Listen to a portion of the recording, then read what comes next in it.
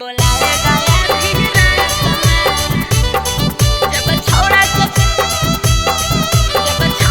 छौड़ी से काम रहेगा। बोलाएगा यार फिर रात में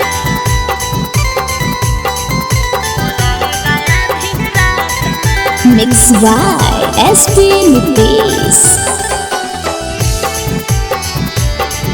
बोलाएगा यार फिर रात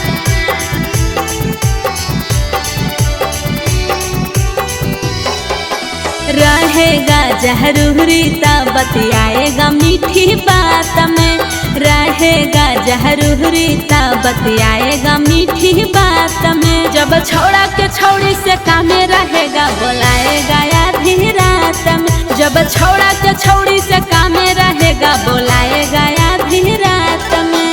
अपना काम निकालते उता घूमेगा दोसर के साथ में। अपना काम निकालते उता घूमेगा दोसर के साथ में। जब छोड़ा के छौड़ी से कामे रहेगा। बोलाएगा आधी रात में। जब छोड़ा के छौड़ी से कामे रहेगा। बोलाएगा आधी रात में।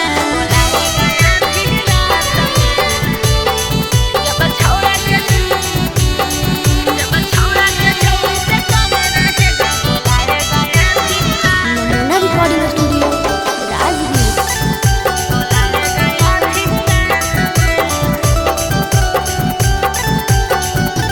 जो बची खले दोगे सखी चीज के सवार फिर पहरा तहुना गे सखी तोरा के सखी। जो बची खले दोगे सखी चीज के सवार फिर पहरा तहुना गे सखी तोरा के। रोज देख पर पोज करेगा हाथ धरी के हाथ में। रोज देख पर पोज करेगा हाथ धरी के हाथ में। जब छोड़ा के छौड़ी से कम रहेगा। बोलाएगा आधी रात में। जब छोड़ा के छौड़ी से कम रहेगा। बोलाएगा आधी रात में।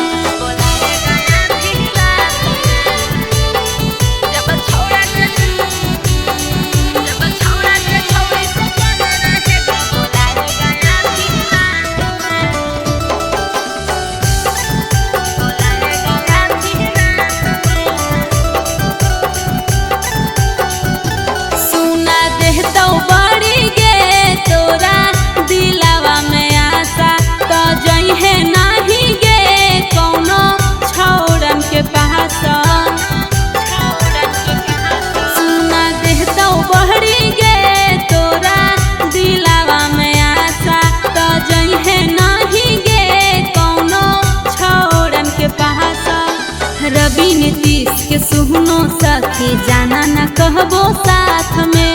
कहती है नेहा कबो जाना न सुबोध के साथ में। जब छोड़ा के छौड़ी से कम रहेगा। बोलाएगा आधी रात में। जब छोड़ा के छौड़ी से कम रहेगा। बोलाएगा आधी रात में।